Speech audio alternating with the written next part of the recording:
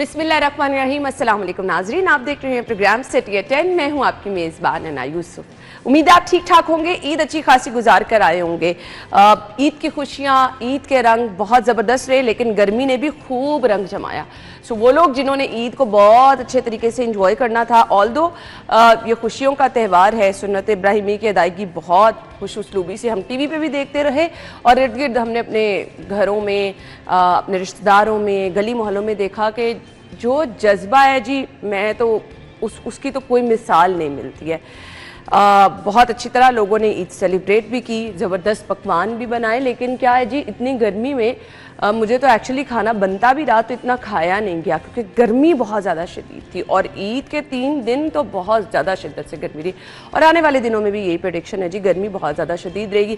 सो कुछ गुफ्तगू कर लेते हैं और आयशा ने खुशखबरी सुना दी, आज ज़्यादा टेम्परेचर रहने की प्रेडिक्शन है। चलिए जी, कुछ मौसम के हवाले से भी बात करेंगे और इसके साथ साथ हमारे रिपोर्टर्स ईद कैसी मनाकर आए। ईद का सेकंड डे हमने आपके साथ मनाया था जी, तो कैसे रहे ईद के ये 3 दिन और साथ गर्मी की सूरत है हाल। आमिर रजा खान साहब और दिलशाद हुसैन साहब ने ज्वाइन किया। अस्सलाम वालेकुम। वालेकुम अस्सलाम। आमिर भाई, आपसे आगाज़ कर लेते हैं, फिर ईद अच्छी खासी इंजॉय की? हाँ, ये तो वैसे है ही इंजॉयमेंट का नाम। वो छोटी ईद पे हम करते हैं ये कि नमाज पढ़ी, सो गए, शाम में अजीज़ों का अरब से मुलाकात, या वो आ गए, आप चले गए। ये ईद तो सुबह से लेकर रात गए तक आपके काम की ईद है। कुर्बानी वाला दिन तो सबका बहुत मसरूफ, चाहे औरतें हैं, चाहे मर्द हैं, चाहे बच्चे हैं, बच्चे भी मसरूफ होते हैं। कुर्बानी का गोश्त बनते देखना, इस तरह का एक्सपीरियंस उनको होता नहीं है और हम लोग भी चाहते हैं कि हमारे बच्चों को ये सारी चीज़ें देखनी भी चाहिए। बिल्कुल ऐसे, क्योंकि अगर आप उनको नहीं दिखाएंगे तो फिर वो जिस तरह हिंदुओं के बच्चे जो है खून देखकर बहुत डरते हैं, तो ये भी डरा करेंगे। तो हमारी कोशिश होती है कि जब हम खुद तकबीर पढ़ रहे हों तो ये बच्चे ऊपर साथ खड़े हों या देख रहे हों कम अज़ कम। तो ये एक है, पूरा दिन की एक्टिविटी होती है। फिर शाम में आपका किसी अजीज़ों का अरब के यहाँ चले जाना होता है। जी, मैं वहीं पे ईद करता हूँ। पहला दिन भी वहाँ पे करते हैं माशाल्लाह, खासे फरमाबरदार भाई। कुर्बानी वहीं पे करनी, फरमाबरदारी की बात नहीं है, हिस्सा डालना होता है। अच्छा। गरीब लोग हैं, हमारा कौन सा वो ऐसी हैं आमदनी के हम। अब आपने बहाना तीनों दिन इसमें बहाने वाला का कोई नहीं। और दूसरे दिन भाई की तरफ मैं चला गया था, सुबह उसकी कुर्बानी, उसकी तकबीर, वो जानवर भी पड़ी, क्योंकि ज़िबा मैं खुद करता हूँ। अच्छा। हाँ, वो किसी का भी हो तो जितने मर्जी जानवर हो, ज़िबा मैंने अपने खुद खास गोश्त भी बना लेते हैं। गोश्त भी बना लेता हूँ, लेकिन गोश्त मैं बनाता नहीं, मैं तकबीर खुद पढ़ता हूँ। और ख़ास ये है कि छोटे मोटा काम, कलेजी शलेजी अगर बनानी हो वो बना ले, कोई इस तरह का कोई है। ये काम तो नहीं है कि गोश्त बनाना उन्हीं का काम है जो करें। हमारे पास ना इतना वक्त होता है, क्योंकि हमने बहुत सारी चीज़ें साथ साथ डील करनी है। थोड़ा टेक्निकल और वो टेक्निकल आता तो है, लेकिन करते नहीं है, क्योंकि वो हमारे पास उस तरह के औजार किसी के हो तो आप काम भी नहीं कर सकते। तो ये है कि ईद का दिन बड़ा मसरूफ़ गुजरता है और शुक्र अल्हम्दुलिल्लाह सेकंड डे फिर भाई की तरफ, सुबह भी रात भी। तो ये अजीज़ों का अरब की तरफ जिंदगी इतनी मसरूफ हो गई है ना कि ये त्यौहार ही रह गए कि आप सारे मिलजुल कर बैठ जाते हैं और इकट्ठे हो जाते हैं। अदरवाइज दफ्तर, और दफ्तर से जब आप शाम में घर जाएं तो हिम्मत ही नहीं होती कि आप कहीं आ जा भी सके। तो मुश्किल से बस आप कोई इवेंट हो तो किसी बहन भाई के घर जाके उनसे मिल सकते हैं। राव साहब, कैसी रही? अल्हम्दुलिल्लाह काम करके गुजरी है, और हमेशा की तरह दफ्तर का काम करके, घर का काम, छुट्टियां बाद में नहीं, घर का काम कौन है? घर वाले तो मैं कुछ चीज़ लेने भेजते तो मेहमान आके चले भी जाते हैं, तो फिर हम घर पहुंचते हैं। तो वो तो लेकिन वो अल्लाह ताला का शुक्र है, अल्हम्दुलिल्लाह अल्लाह ताला ने एक सिस्टम वज़ा किया हुआ है पेरेंट्स की सूरत में। अल्हम्दुलिल्लाह ये अल्लाह ताला की ख़ास एक करम नवाजी है। और बहुत सारे काम ऐसे जिन पर के हम देखते हैं कि हमारे दोस्तों को बहुत जद्दोजहद करनी पड़ती है, लेकिन हमारे वो काम हमारे हुए होते हैं। मिसाल के तौर पे कुर्बानी का जानवर खरीदना, ये पहले भी बात हुई है, बड़े तो बहुत बड़ी ब्लेसिंग है। एग्जैक्टली ये अब इसमें तो अल्लाह की करम नवाजी है। आप किसी और के ऊपर काम छोड़े ना तो आपको तसल्ली नहीं होती, पता नहीं अच्छा होगा नहीं, तो घर में जब बड़े काम कर रहे होते हैं तो आप कंफर्टेबल होते हैं। यानी अंदाजा लगाएं कि जानवर को लाने के बाद तक और हमसे सिर्फ ये पूछा जाता है कि आपकी तरफ से इजाज़त है, तो हमने सिर्फ वो एक इजाज़त का लफ्ज़ बोलना होता है। वो भी रस्मन पूछते हैं वालिद साहब। तो अल्हम्दुलिल्लाह, यानी आपने सिर्फ गोश्त खाया है? जी, खाया ज़रूर है। खाया ज़रूर है, बिल्कुल खाया है। और क्यों ना खाते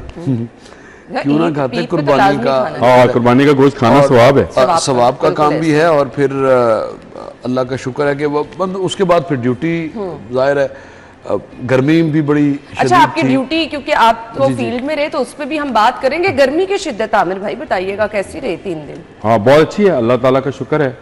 अब वो जो आम हमें वो मिल रहा था, जो कच्चा पक्का सर आम पकड़ है के जो बैठ आप ना जाओ। खाएं, आमिर भाई ने 3 दिन घर से निकलने की जिसारत नहीं की। आपने घर से निकल के करना क्या था? तौबा, तौबा, तौबा, तौबा। आपको ये गर्मी जो है वो आम, वो लीची, वो जो आपको मसनूई तरीके से पकी हुई मिल रही थी, वो आपको अच्छे तरीके से मिलेगी, यानी आपको अच्छी पकी हुई मिलेगी। अगर ये गर्मी ना हो इस मौसम में, आप ज़रा सोचें या बारिशें हो जाए, मौसम बड़ा खुशगवार हो जाए, प्लेजेंट हो जाए, आपके वो फल जो गर्मियों के फल हैं उनका क्या बनेगा? और आपको पता है सर्दियों से ज्यादा गर्मियों में अच्छे फल होते हैं। बिल्कुल ऐसे ही मजे मजे के आम का कोई जोड़ ही नहीं है। आप ये सोचें कि अगर मुल्तान में मरी जैसा मौसम हो जाए तो पूरे पाकिस्तान को आम कहाँ से मिलेंगे? सही कह रहे हैं, बिल्कुल। तो ये जो गर्मी है ये भी अल्लाह की नेमत है, और अल्लाह ताला इसी से वो पानी ये वाली नेमत आजकल खुल के बरस रही है, बस कर दें आज भी बहुत। जो पानी वेपरेट होएगा वही जाके ऊपर बादल बनेगा। अभी इन्होंने कहीं बाहर जाना नहीं है, उसके बावजूद हम तो बाहर आजकल मेरी गाड़ी का एसी खराब है तो तौबा, मैं तो बस। अच्छा जी, आज भी गर्मी की जो है वो शदीद वाली हीट वेव की भी प्रेडिक्शन है, तो पानी का इस्तेमाल, किसी दूसरी चीज, वैसे तो आजकल फालसा आया हुआ है तो उसका शरबत बहुत जबरदस्त है जी, गर्मी का बहुत बड़ा तोड़ है, तो वो भी इस्तेमाल कर सकते हैं आप, बाहर के जूसेस वगैरह से घर में बना के। बल्कि वो हकीम साहब जो बड़े मशहूर है अबकरी वाले, वो कहते हैं कि आपने गर्मी में अगर आपने फालसे से दोस्ती कर ली ना तो समझ लें कि आपकी गर्मी बड़ी अच्छी गुजर जाएगी। यानी इस हद तक कि फालसे को वो तो कहते हैं खाने में पकाएं भी, फालसा पकाएं भी, और फालसे का आमतौर पर जूस का ही चलता है ना, कि जूस ही वो ज्यादा, उसका पल्प का एक अपना टेस्ट है जाहिर है। तो ये नायाब चीजें हैं वैसे भाई, बिल्कुल ऐसे ही है। और कुदरती चीजों का इनकी कदर पता कब होती है? जब आप बैरून मुल्क कहीं पे हो तो आपको वहां पर फिर उसकी जो कॉस्ट आपको पे करना पड़ती है इन्हीं चीजों की। यहाँ पर ये रेडी बाजारों में आप देख लें हर जगह 200 रुपए किलो मिल रहा है। अच्छा, और पानी का इस्तेमाल आप ज्यादा से ज्यादा करें, अपने आप को हाइड्रेट रखें, डिहाइड्रेशन बहुत बड़ा मसला है जी, और बच्चों में खास तौर पे इस चीज का खास ख्याल के लें जी। ब्रेक के बाद आपको ज्वाइन करेंगे, स्टे विद अस।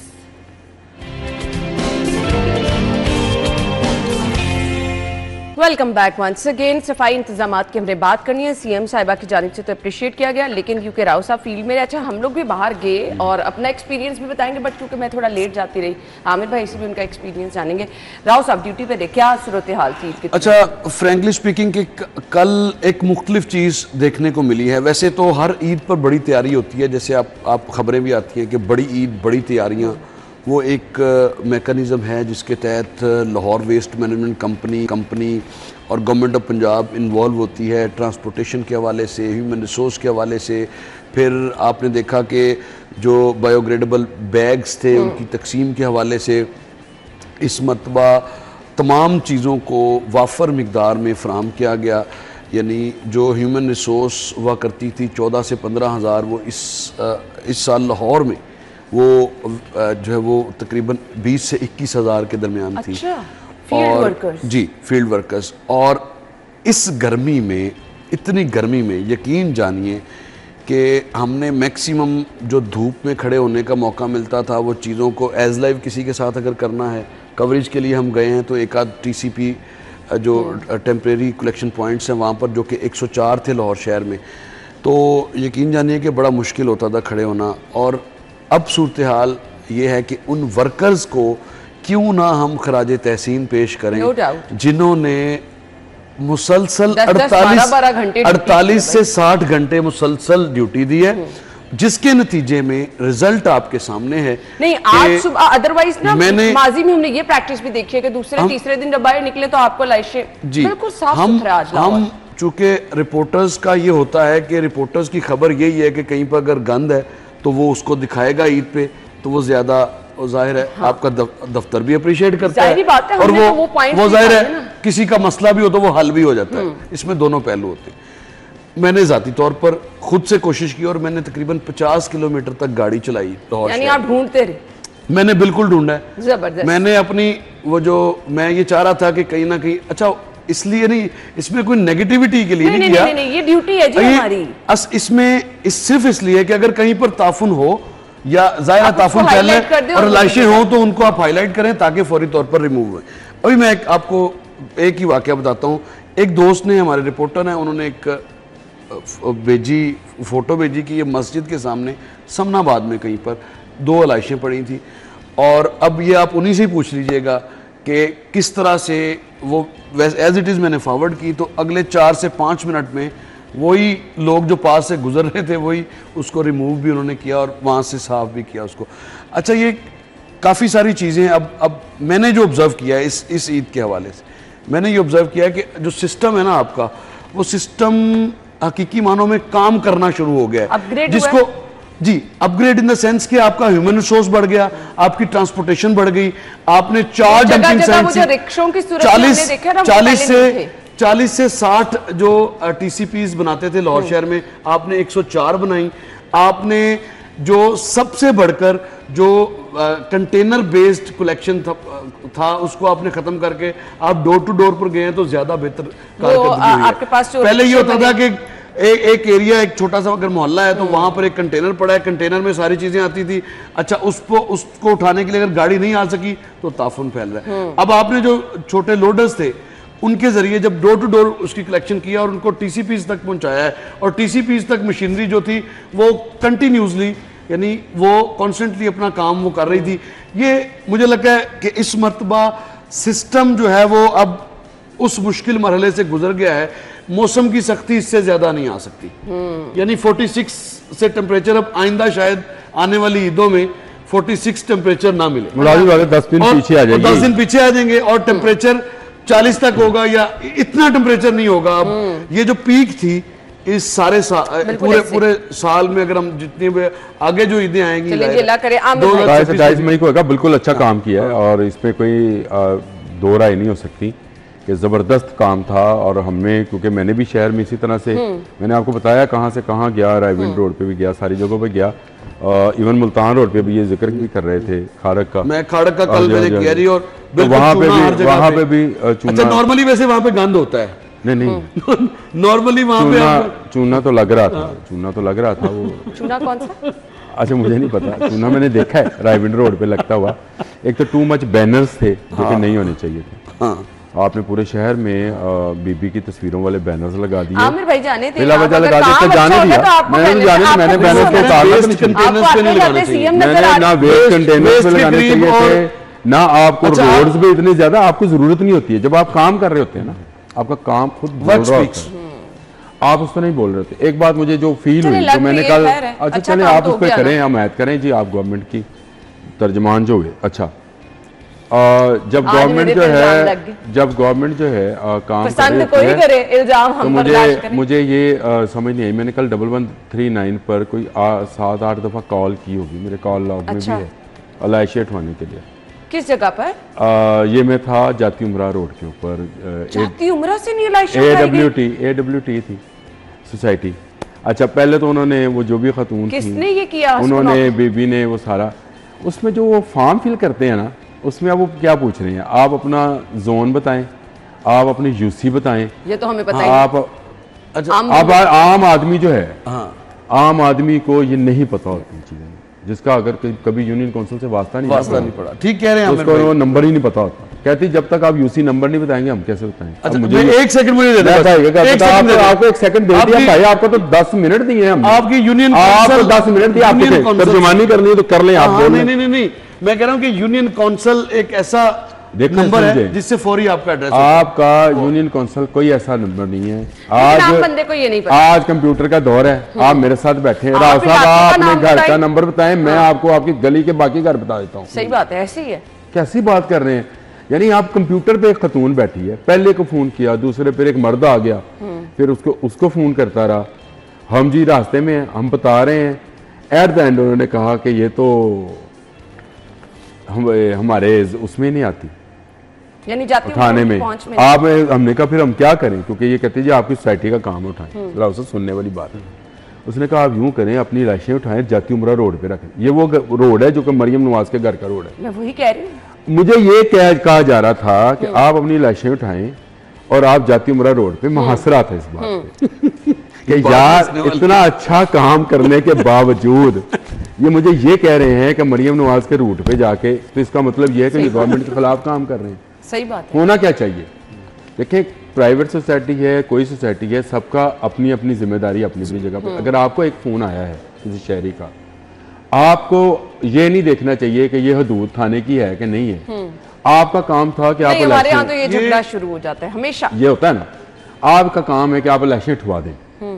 देखो आपने जितना काम किया है जबरदस्त किया है। मैं तो अब दोबारा कह रहा हूँ, मैंने पूरा मुल्तान रोड, पूरा जोहर टाउन, फिर रायविंड रोड, मैं तमाम जगहों पे इन 2 दिनों में घूमता रहा हूँ। ऐसा जबरदस्त काम मैंने राव सब अपनी जिंदगी में नहीं देखा। अच्छा, जाती उम्रा वाला काम ना मेरे ख्याल से वही जाने, सीएम साहिबा ने 10,000 रुपए अच्छा किया, अच्छा किया। मैं तो कह रहा हूँ कि ऐसा काम मैंने जिंदगी में कभी नहीं देखा। मुझे जिस चीज पे इतराज था वो मैंने कह दिया कि आप अगर अपने घर का नंबर बताते हैं, अपना टेलीफोन नंबर बताते आपने बड़ी अच्छी बात पॉइंट आपने नाम, अच्छा मैंने फोन किया तो उन्होंने मेरा नाम बता दिया मुझे। अच्छा, अंदाजा करें, मैंने फोन किया तो उन्होंने कहा जी आप आमिर साहब बोल रहे हैं। ये मेरे नंबर से उन्होंने ट्रेस, आखिर इतनी जदीद सिस्टम है उनके पास कि आपके पास सिस्टम है। जब मैं अपने घर का एड्रेस बता रहा हूँ तो आपके सामने यूनियन काउंसिल, जोन, सारी चीजें आ जाना चाहिए। मुतलका ठेकेदार भी आ जाना चाहिए जिसका ये काम है। तो सुबह से लेकर शाम तक वो जो हल्की सी बू फैली मुख्तलिफ इलाकों में, वो इस वजह से फैली कि शायद अभी भी हम उन चक्करों में हैं, वो पुराने दौर वाले रजिस्टर लेकर बैठे हैं कि आप अपना खसरा नंबर बताएं, खतौनी नंबर बताएं, सही बात है, खाता नंबर बताएं। ये इससे निकल जाएं, खुदा का वास्ता है। चलें जी, नेक्स्ट ईद के लिए सजेशन है, इस पे काम कर ले। वजीर बल्दियात ये कहती हैं कि जी आलाइश ठिकाने लगाने का नया रिकॉर्ड कायम कर लिया गया है। राव साहब, अच्छा, कल 4 बजे तक कोई 55,000 से जायद 55,000 टन से जायद जो वेस्ट था उसको ठिकाने लगाया गया, ख़ास तौर पर ईद के अयाम में, ईद के 3 दिन में। उसके बाद ये मेरा ख्याल है कोई मुमकिन है कि 5-6 हज़ार TCPs इन्होंने कल 4 बजे तमाम TCPs को, जो कि 104 थे लाहौर शहर में, उनको कर दिया। और उसके अलावा 4 डंपिंग साइट्स इन्होंने एलोकेट की थी इस मरतबा कि फौरी तौर पर, ताकि कोई चीज़, यानी एक डंपिंग साइट पर अगर वो ये ना हो कि गाड़ियाँ पूरे शहर से वहाँ पर आएँ और उसके बाद कितारें लगें तो उसमें और तख़ीर होगी। 4 बनाने का ऑब्जेक्टिव भी यही था कि इनको करें। तो अब चीफ मिनिस्टर साहबा ने 10,000 रुपये फ़ी सेंट्री वर्कर फ़ी कस देने का ऐलान कल किया उन्होंने अपनी ट्विटर पैगाम में। और लाहौर वेस्ट मैनेजमेंट कंपनी के जो 20,000 एम्प्लॉइज़ हैं, इनके लिए तो हमेशा हम देखते हैं कि एक सैलरी इनको इनाम में दी जाती है। उस वक्त भी दी जाती थी जब शहर साफ़ नहीं होता था, और आज भी, लेकिन कोशिश तो की जाती थी उस वक्त भी, ये नहीं है कि कोशिश नहीं की जाती थी। अलबत्ता जब आपके पास ह्यूमन रिसोर्स या ट्रांसपोर्टेशन के इश्यूज आपके सामने हो, अगर जान के मान पाऊँ तो राव को टोक लूँ। बिल्कुल टोके नहीं। राव ने जो ऑफ एयर बात की थी वो राव को अब करनी चाहिए। कौन सी वाली? वो ये कि आपका एक सिस्टम ओवर द ईयर बनता चला जा रहा है। ये राव ने बड़ी अच्छी बात की, मुझे पसंद आई थी। अब लोग भी उतने जिम्मेदार हो गए। आपने सही कहा। आप इस पर जी जज़ाकल्लाह। अच्छा आमिर भाई, वो चूंकि सिस्टम आपका बनाने में टाइम लगता है, और सिस्टम में मैं कहूँ कि अब आप उसमें अपने एवोल्यूशन में गुजर चुके हैं। और सबसे बढ़कर जो बात है, जो पॉजिटिव चीज़ है, जो बहुत कम डिस्कस होती है, आपके अपने लोगों ने, आपकी अपनी फर्म्स ने ये सारा काम किया है और बेहतर काम किया है गैर मुल्की फर्म्स के मुकाबले में। और आपका ज़र मुबादला भी बचा। जो आप गैर मुल्की, हम सुनते थे कभी चाइना की, कभी टर्किश कंपनीज की, इसमें कोई शक नहीं। राव साहब, आपकी कॉल आ रही? इसमें कोई शक नहीं कि जो सूरत हाल है, वो जो वेस्ट मैनेजमेंट के हवाले से जो सूरत हाल हुई, वो इसी वजह से हुई कि आपके पास एक टर्किश मॉडल था और उसको आपने अडॉप्ट किया, और उसके बाद फिर अब आप आगे बढ़ते चले जा रहे हैं। और अभी भी बहुत कुछ करने की जरूरत है। आपने देखिए, जब आपका सिस्टम काम करता है तो फिर सिस्टम इसी वेस्ट को रिसोर्स में जनरेट करता है। कैसे? आपके ग्रीन वेस्ट, बिल्कुल सही कहा आपने, आपकी 20% से ज्यादा आपकी ग्रीन वेस्ट है जो आपकी जेरे जमीन चली जाती है, जिसका कोई फायदा नहीं आप उठाते। उससे आपकी यूरिया खाद बनाई जा सकती है। आपके यहाँ तकरीबन 27% से ज्यादा एसटी वेस्ट है जिसको कि आप रिसाइकल कर सकते हैं, जिसकी मैं प्लास्टिक की बात कर रहा हूं। और हम कर नहीं पाते हैं। कर इसलिए नहीं पाते हैं कि हम, बातें तो होती हैं लेकिन जो एग्जीक्यूशन की बात आती है तो उसमें फिर हम पीछे रहते हैं, जिसकी वजह से इश्यूज का सामना करना पड़ता है। अब आपको इसी वेस्ट को, ये जो आपने उठाई है, इसी वेस्ट को आप बायोगैस के लिए, इसी वेस्ट को आप अपनी एनर्जी, वेस्ट टू एनर्जी, हम पिछले 15 साल से सुन रहे हैं वेस्ट टू एनर्जी, और वो ख्वाब शर्मिंदा ताबीर होने का वक्त अब बिल्कुल करीब है, बिकॉज अब आपका एक सिस्टम इवॉल्व हुआ है। जमीन में दबाई जाती है सारी लाशें और वो खाद ही बन जाती है हाँ जी, नहीं, और उसका इस्तेमाल किया जाना चाहिए सही इस्तेमाल, लेकिन उसको प्लानिंग के तहत अगर करें तो आमिर भाई ज्यादा हमें फायदा। अच्छा मुझे एक बात बता दी, ये तोलते हैं वेस्ट को 88,000 टन? जी, ये जब आपकी वेस्ट लैंडफिल साइट पर जाती है तो हर गाड़ी का वेट किया जाता है जी, उसका वेट होता है और क्योंकि हमेशा कंप्यूटराइज्ड है। आम दिनों में तो जो कॉन्ट्रैक्टर्स, ये भी यहाँ पे पता चलता है कि कॉन्ट्रैक्टर्स जो थे वो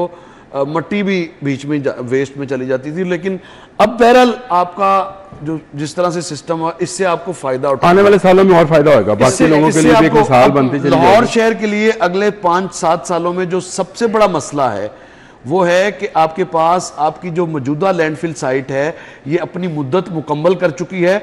अब आप, वो पंजाबी में कहते हैं धक्केशाही करना, यानी अब आप जो इसमें कर रहे हैं, जो वेस्ट यहाँ पर आप ठिकाने लगा रहे हैं, वो आप जबरदस्ती की तरफ जा रहे हैं। और जितनी जल्दी हो सके आपको लाहौर शहर में 3 लैंडफिल साइट्स बनानी है और साइंटिफिक बनानी है, चलें जी, जिनसे आप वेस्ट टू एनर्जी का काम ले सके। इस पे भी काम ओवरऑल अगर सफाई के इंतजाम आप देखें तो शहर में अच्छे रहे, इसमें शहरियों ने भी ताउन किया, LWMC ने भी बहुत जबरदस्त काम किया, CM साबिक की क़यादत में ये काम हुआ तो अच्छे तरीके से, क्योंकि हम देख रहे हैं वैसे भी चीज़ें बहुत अपग्रेड हो चुकी हैं, बड़ी तादाद में लोग वर्कर्स मौजूद थे, तो ओवरऑल जो है वो शहर हमारा साफ़ सुथरा रहा, अभी भी साफ़ सुथरा है। तो चलें जी, थैंक यू बोलना चाहेंगे हम LWMC को भी, नो डाउट उनकी मेहनत की वजह से ये मुमकिन हो सका है। हम ब्रेक के बाद आपको ज्वाइन करेंगे, stay with us. Welcome back once again. खबर ये है जी, टेक्सनेट का दायरा कार वसी, रेस्टोरेंट्स, शादी हॉल्स की रजिस्ट्रेशन होगी, क्या इससे कबल नहीं की गई थी, ये जानना जरूरी। राव साहब की खबर है, चलें पहले राव साहब की तरफ याद आते हैं। देखिए ना, कल जब इस हवाले से मीटिंग हुई वज़ीर आला पंजाब की ज़ेर सदारत, तो उसमें इस सेक्टर पर जो पंजाब रेवेन्यू अथॉरिटी की जानिब से टैक्स की लगाने की तजवीज़ दी गई, तो उस पर फिर ये डिस्कशन हुई, तो जिस पर वज़ीर आला पंजाब ने वाजे किया कि आप टैक्स ना बढ़ाएं, जो इसका नेट है, टैक्स नेट है, उसको बढ़ाएं। जो लोग रजिस्टर्ड नहीं है, फॉर इंस्टेंस अगर जो भी, ज़्यादातर तो रेस्टोरेंट्स जो हैं वो जो A या B C कैटेगरी के रेस्टोरेंट्स हैं वो तो रजिस्टर्ड ऑटोमेटिकली हैं, PRA की लिस्ट पे हैं, वो तो यानी पंजाब रेवेन्यू अथॉरिटी की लिस्ट पे हैं। लेकिन बहुत सारे ऐसे रेस्टोरेंट्स हैं, मिसाल के तौर पर लाहौर शहर में जो A कैटेगरी या B C कैटेगरी के रेस्टोरेंट्स हैं, इनकी तादाद है 4,000 से तकरीबन कुछ 7,000 तक, लेकिन लाहौर शहर में जो रेस्टोरेंट्स हैं उनकी मजमूई तादाद 24,000 तक है।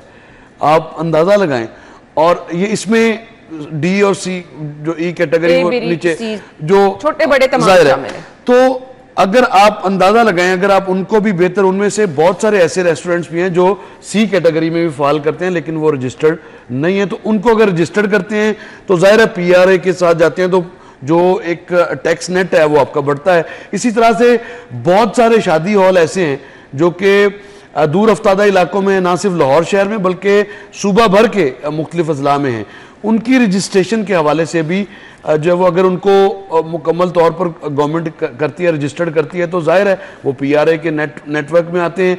तो उससे क्या होगा, आपको टैक्स लगाने की बजाय, जो अगर आपका 10% रेस्टोरेंट भी या शादी हॉल भी जो है वो रजिस्टर्ड नहीं है, वो रजिस्टर्ड होते हैं, तो आपका टैक्स नेट तो 10% बढ़ गया ना, बजाय इसके कि आप टैक्स देने वालों पे मजीद वही बोझ डालते। तो इस मीटिंग का मकसद भी यही था, और इस नेटवर्क को बढ़ाना है, क्योंकि जब ये नेटवर्क बढ़ता है तो जाहिर है इससे फिर टैक्स नेट में भी इजाफा होता है। वैसे आमिर भाई, एक अच्छी बात है। पहली बात तो मेरे लिए हैरानकुन था कि कोई रेस्टोरेंट यहाँ रजिस्टर्ड भी नहीं है, शादी हाल भी इवन नहीं है। लोगों ने घरों में शादी हाल, जिसके पास 1 कनाल का प्लॉट है उसने अपने घर में मार्की बनाई हुई है, ऐसे ही है, साथ उसने 2 कमरे अपनी रहायश के लिए रखे हुए, मैंने देखा है, और उसको कोई रजिस्टर करने वाला नहीं है, कोई उसकी LDA जो है वो उस पर कोई कमर्शियल फीस नहीं ले रहा होता। ये कैसे चीजें हो जाती मुमकिन नहीं है। हमें याद है हमारे बचपन में एक टांगा होता था, वो भी रजिस्टर्ड होता था, नंबर लगता था, और रेडी के ऊपर भी रजिस्ट्रेशन की वो पट्टी लगी, उसको पता है इस बात का। जब आपके यहाँ ये सिस्टम था जो कि गोरे के वक्त से चला आ रहा था, तो ये सिस्टम अब क्यों नहीं है? आपकी चीजें क्यों रजिस्टर्ड नहीं होती हैं, और कौन उनका जिम्मेदार है? आपको अच्छा आपने किया कि राव ने अच्छी बात की, मैं उसकी बात से बिल्कुल एग्री करता हूँ। टैक्स नेट को बढ़ाएं भाई, टैक्स ना बढ़ाएं, फायदा उतना ही होगा बल्कि दुगना फायदा होगा आपको अगर आप टैक्स नेट को बढ़ा लेंगे। मैं हमेशा ये कहता हूँ कि जो बंदा दुकान पे रखकर सब्जी गोश्त बेच रहा है वो आपको बिजली का बिल भी दे रहा है, वो आपको टैक्स भी दे रहा है, वो उसने 2 बंदे मुलाजिम भी रखे हुए हैं, यानी वो रोजगार भी दे रहा है, उसको आप सहूलत दें। लेकिन जो बंदा किसी जगह पे कब्जा करके वो कोई ठेला लगाता है, कोई दुकान बना लेता है, ना वो बिजली का बिल देता है, ना वो टैक्स नेट में आता है, ना वो किसी को मुलाजिम रखता है, वो कमाई किस चक्कर में किए जा रहे हैं। सही बात है। तो ये जब तक आप लोगों को वहां से डिस्करेज करके उनको अपने काम पे इनकरेज नहीं करेंगे तब तक मेरा ख्याल है कि आपका टैक्स नेट नहीं बढ़ेगा। जहाँ दूध दही की दुकान है, दही बल्ले की शॉप है, कोई गोलगप्पे बेचने वाला है, रजिस्टर्ड क्यों नहीं? बिल्कुल सही कहा। चाहे वो पीआरए से रजिस्टर्ड हो, चाहे वो आम कर रहे हैं। मुझे ब्रेक का आमिर भाई कहा जा रहा है, ब्रेक के बाद आते हैं तो इसी पे बात करें, बड़ा जरूरी है।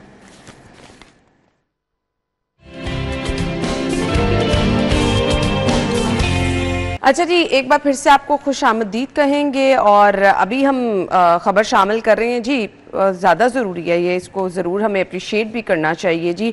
चेयरमैन पीसीबी मोहसिन नकवी की जानिब से भी अप्रिशिएट किया गया है जी। सना मीर को दिली मुबारकबाद दी गई है चेयरमैन पीसीबी की जानिब से। आईसीसी हॉल ऑफ फेम में शमूलियत पर सना मीर को मुबारकबाद दी गई है। आमिर रजा खान साहब जी, बड़ी अच्छी बात है और पाकिस्तान की पहली खतून क्रिकेटर हैं जिनको ये एजाज़ दिया गया है। अच्छा, इससे पहले कोई हॉल ऑफ फेम में नहीं था। सना ज़बरदस्त एक क्रिकेटर भी हैं, ज़बरदस्त पढ़ी लिखी खातून है। आजकल वो कमेंट्री कर रही होती है तो मज़ा आ रहा होता है सुनने को। क्रिकेट को समझती हैं और मैं समझता हूँ कि पाकिस्तान में वुमेन क्रिकेट को जो बूम आया हल्का सा, वो शायद सना मीर जैसी लड़कियों की वजह से आया। कनेड से पढ़ी हुई अच्छी वेल ड्रेस्ड और वेल मैनर्ड खातून। इससे पहले जो खवातीन क्रिकेटर्स थी उनके वो थी उमर रसीदा, मतलब ये नहीं कहना चाह रहा लेकिन वो बड़ी उम्र की थी। इसने आके बिल्कुल ट्रेंड चेंज किया, कप्तान तक बनी और इसके बाद इसने टीम को मुतहिद किया। नहीं तो खवातीन में वो जहाँ 4 खवातीन बैठी हुई समझे कि पांचवी की कोई बात नहीं है। अच्छा चले अब आप आ जाए, 5वीं की चुगली हो रही थी लेकिन इसमें आके इस स्पोर्ट्स में बहुत होता है। अच्छा, मर्दों में भी होता है, मर्दों में भी होता है, ज्यादा बेहतर तरीके से। यहाँ बाबर आजम के खिलाफ क्यों कि महाज बनाया गया है, इसीलिए बनाया गया है। मैंने कहा आप ज्यादा बेहतर नहीं, ये अच्छा है, आपने पूछ लिया। लेकिन सना मीर मैं समझता हूँ कि इस वक्त पाकिस्तान वुमेन क्रिकेट का फेस है, जिसको हम रिप्रेजेंट कर सकते हैं फेस ऑफ पाकिस्तान। किसी जगह पे भी उसका हॉल ऑफ फेम में आना आप समझ सकते हैं कि पाकिस्तान में पहली खातून क्रिकेटर जिनको शामिल किया गया हॉल ऑफ फेम में, और ये बड़ा एजाज़ है। सैयद मोहसिन रजा नकवी ने भी इस पर मुबारकबाद पेश की है। तो मैं समझता हूँ मुबारकबाद के मुस्तहिक पूरी वुमेन क्रिकेट टीम है, वो पूरी टीम है जिसने सना मीर का साथ दिया था और हमने बहुत सारी सीरीज़ में बहुत सारे मैचेस में कामयाबी हासिल की। हमें एक खौफ होना शुरू हो गया कि वुमेन क्रिकेट भी किसी ज़माने में जाकर कोई वर्ल्ड कप, कोई T20 कप जो है वो जीत सकती है। तो ये चल पड़ी है, काम चल पड़ा है। तो मेरा ख्याल है कि इस तरह की जो हमारी हीरोइंस हैं, हीरो तो नहीं है ये, हीरोइंस हैं, इनको प्रमोट नेशनल हीरो। और आपने अच्छा किया, आपने प्रोग्राम में डिस्कस इसको ट्रेंड को हमें सेट करना है और आगे इसको मजीद लेकर चलना है। अब तो काफी ज्यादा हुआ है। अब सना मीर हो या इससे पहले वो और भी बिस्मा की बड़ी मिसाल, बिस्मा मारूफ की बात की जाती है।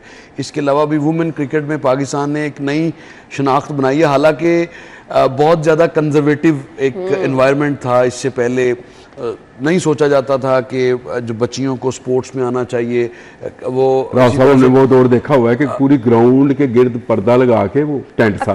हाँ, और किसी मर्द को अंदर जाके देखने की भी इजाजत नहीं थी। हाँ, और आज आपकी वुमेन क्रिकेट टीवी पे चल रही है। टीवी पे चल रही है। कंजर्वेटिव की बात की तो मैंने कहा हमने तो वो भी दौर देखा, वो भी देखा। पता रहा किसी जमाने में चेयरपर्सन इसकी और ये चौधरी अहमद सईद साहब की बेगम जो थी, नहीं वो उसकी सदर हुआ करती थी। इत्तेजाज हसन की वो भी रही है, वो तो बाद में आई, इत्तेजाज तो बाद में आई इस पर। एनीवे ये सारी चीजें जो हैं ये स्पोर्ट्स की आमिर रही हैं, तरवीज के लिए है। चलें जी, हमारे पास अच्छी बात है, ये पाकिस्तान के लिए करना था। बिल्कुल ऐसे। Thank you so much ji. हम ब्रेक और हेडलाइंस के बाद आपको ज्वाइन करेंगे। Stay with us. Welcome back once again. चलें जी, ईद तो खासी आपने मना ली, ईद भी खैर खैरियत से गुजर गई है। समर वेकेशन चल रही हैं, अब बच्चों को घर में काबू कैसे करना है, ये बड़ा मुश्किल काम है। आजकल हम देख रहे हैं पेरेंट्स जो हैं वो थोड़ा परेशान भी नज़र आते हैं कि बच्चों को अगर छुट्टियां हैं, घर में हैं, तो उनका टाइम कैसे मैनेज करना है, किस टाइम पर पढ़ाई करानी है, किस टाइम पर उनको कुछ ऐसी एक्टिविटीज़ में इन्वॉल्व करना है, बड़ा ज़रूरी होता है। जब पूरा दिन बच्चे घर हैं तो पढ़ाई के अलावा भी कुछ ऐसी एक्टिविटीज़ लाजमी होनी चाहिए कि आपका बच्चा जो है कुछ पॉजिटिव सीखे। और ये आप घर में छोटी छोटी चीज़ों से बच्चों को बहुत कुछ सिखा सकते हैं, ना सिर्फ बच्चियों को बल्कि बच्चों को भी। मोबाइल फ़ोन से जितना दूर रख सकते हैं रखें, टीवी से जितना दूर रख सकते हैं, कुछ बहुत ही पॉजिटिव एक्टिविटीज़ जिसमें आप बच्चों के साथ खुद भी इन्वॉल्व हों तो बच्चों को सीखने का बहुत मौका मिलता है। और ये चीज़ तो कंफर्म है कि इस एज में जो चीज़ें आप बच्चों को सिखा देते हैं ना, वो पूरी ज़िंदगी याद रहती हैं। बट आज हम आपको सिखाएंगे, बताएंगे कि आप किस तरह से बच्चों को गर्मियों में मसरूफ़ भी रख सकते हैं, छुट्टियों में घर में, और आप उससे कुछ अच्छे नताइज भी हासिल कर सकते हैं। हमारे साथ जी माहिर तालीम मौजूद हैं, डॉक्टर सईदा मनाल अकबर, वेलकम कहेंगे। अस्सलाम वालेकुम जी। वालेकुम अस्सलाम, बहुत बहुत शुक्रिया मुझे बुलाने का। थैंक यू सो मच जी, आपके टाइम का भी बहुत शुक्रिया। हमने बच्चों को बोर भी नहीं करना, बच्चों को पढ़ाना भी है। अब बड़ा जरूरी हो गया, बच्चे माशाल्लाह से शार्प भी बड़े हैं, इंटेलिजेंट भी बहुत है, तो उनको पता चल जाता है कि हम उनको पढ़ा रहे हैं। सब हमें पढ़ाने के तरीके भी अपने चेंज करने हैं, सिखाने के तरीके भी चेंज करने हैं, तो कुछ सजेशन हमें दे दें। बिल्कुल है ना, हमें सबको पता है यहाँ पे स्पेशली इन पाकिस्तान के जो हमारे बच्चे हैं वो बहुत इंटेलिजेंट हैं, बहुत स्मार्ट हैं, उनको पता है कि क्या हो रहा है क्या नहीं हो रहा है। और ये सबसे बड़ा इस वक्त नेशनल प्रॉब्लम चल रहा है पेरेंट्स का राइट नाउ कि समर वेकेशन में बच्चों को काबू कैसे करना है। तो वो जैसे आपने बताया, एक तो ये कि स्कूल की तरफ से सबको होमवर्क दिया जाता है, उसका एक टाइम टेबल सेट रूटीन करें आप। उसके अलावा बच्चों को हुनर सिखाएं, कोई ना कोई स्किल्स डेवलप कराएं, लैंग्वेजेस सिखाएं। लैंग्वेजेस सिखाना बहुत ज़रूरी है बच्चों को। अच्छा। कोई भी लैंग्वेजेस सिखा दें। इनफैक्ट इंटरनेशनली प्रूवन है रिसर्च में फ्रॉम कैलिफोर्निया कि बच्चे 3 से 10 साल की उम्र में ये बेस्ट टाइम होता है जब ये लैंग्वेजेस सीखते हैं और जब ये स्किल्स सीखते हैं, कोई भी हुनर। तो आई थिंक पेरेंट्स को इनको इन चीज़ों में इन्वॉल्व करना चाहिए। और एक और चीज़, जो सेल फोन यूज़ करते हैं बच्चे, जो गैजेट्स में सारे होते हैं पूरे वक्त, उनको रीडिंग के ऊपर तवज्जो ज़्यादा देनी चाहिए। रीडिंग के अंदर उनको ज़्यादा इन्वॉल्व करना चाहिए। जितना वो रीड करेंगे उतना वो उनका शार्पनेस बढ़ेगी। सही ये चीज़ है। अच्छा, अब किस एज से बच्चों को हमें सिखाना है? अभी जो बच्चे स्कूल गोइंग नहीं है, हम उन्हीं से स्टार्ट कर दें, उनको भी आप इन्वॉल्व कर सकते हैं इन एक्टिविटीज़ में? बिल्कुल। 3 से 10 साल की उम्र के जो बच्चे होते हैं उनको आप जब ये चीज़ें सिखाते हैं तो नेचुरली जब वो टीनेज पे आते हैं 14-15 में, तब वो बिल्कुल एक perfect, they shining like a star you know at that time. तो ये बिल्कुल आप स्मॉल स्टेजेस से ही स्टार्ट कर रहे होते हैं। एक्टिविटीज बता दें कुछ ऐसी जिनमें हम बच्चों को अगर इन्वॉल्व करें तो वो उससे कुछ सीखेंगे भी, अच्छा पॉजिटिव हेल्दी टाइम भी उनका जो है। A lot of activities, for example एक सिंपल एक्टिविटी है कि अगर मदर कोई खाना बना रही है, अपने बच्चों को साथ में कहे कि आज हम बेकिंग करते हैं, यू नो, बच्चे बड़े एंथुजियास्टिकली, उनके पास गैजेट्स तो होते हैं, रिसर्च करेंगे कि आज हम कपकेक्स बनाते हैं, आज हम कौन से केक्स बनाते हैं, ऑल ऑफ दैट। तो वो एक साथ बेकिंग करें, एक साथ वो आर्ट का काम करें घर में, आर्ट्स एंड क्राफ्ट का, गार्डनिंग का, यू नो। रीडिंग अगर कर रहे हैं तो जिस चीज़ का उनको शौक है, फॉर एग्जांपल स्पोर्ट्स का शौक है, तो उसके लिहाज से आप रीडिंग करें, कुछ नहीं तो क्राफ्ट्स बनाएं, कुछ ना कुछ करें। मदर्स को इन्वॉल्व होना बहुत ज़रूरी है इन चीज़ों में। बच्चे का इंटरेस्ट क्या है, कैसे हमें वो जानना है? क्योंकि अक्सर हम बच्चे को वो चीज़ सिखा रहे हो जो बच्चा नहीं करना चाहता। एग्जैक्टली। तो हमें कैसे पता चलेगा? तो बच्चे से जब आप कम्युनिकेट करेंगे तो पता चलता है ना। एक चीज़ बहुत ज़्यादा हमारे मुआशरे में जो मैं देख रही हूँ, specially in Pakistan, communication gap बहुत है। माँ बाप अपने बच्चों से बात नहीं करते हैं। They should speak to them. उनको पता हो कि बच्चे को क्या पसंद है क्या नहीं पसंद है, जिसकी वजह से फिर एक गैप रहता है, कुछ समझ नहीं आ रहा होता है, और हर जगह it's all over the place, you know. So that's how it is. So बच्चे के साथ आपने मैक्सिमम बातचीत करनी है, तो आपको उसका इंटरेस्ट भी पता चल जाएगा, आपको लाइक डिसलाइक को क्या कर रहे हैं वो सब चीजें आपको बिल्कुल ऐसे ही है। बिल्कुल। अच्छा, अब वो बच्चे जो बहुत ज्यादा बातें करने के आदी होते हैं, है ना, वो क्या जल्दी सीख लेते हैं? नहीं, ऐसा नहीं है।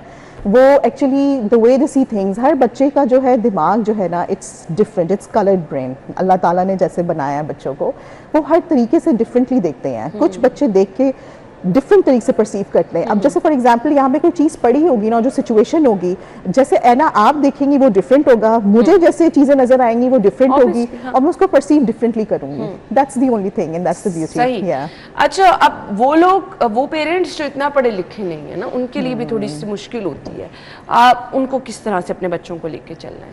To be very honest with you, उसके अंदर यही है कि माँ बाप अपने बच्चों को साथ साथ लेके चलें पढ़ाई लिखाई में। और अगर जो पेरेंट्स को लगता है कि वो उतने एनलाइटेंड नहीं है जितने उनके बच्चे हैं, तो वो उनको और मोटिवेट करें, उनको पॉजिटिविटी दिखाएं, उनको रोके ना, ताकि बच्चों को एक थोड़ा सा फील हो कि हमें एक एंथुजियास्टिकली जो है पेरेंट्स हमें आगे लेके जा रहे हैं, हमें एक एक रास्ता दिखा रहे हैं। तो यही बेस्ट तरीका है, जो माँ बाप ज़्यादा इनलाइटन नहीं है वो ऐसे करें बच्चे बिल्कुल के साथ। ऐसे।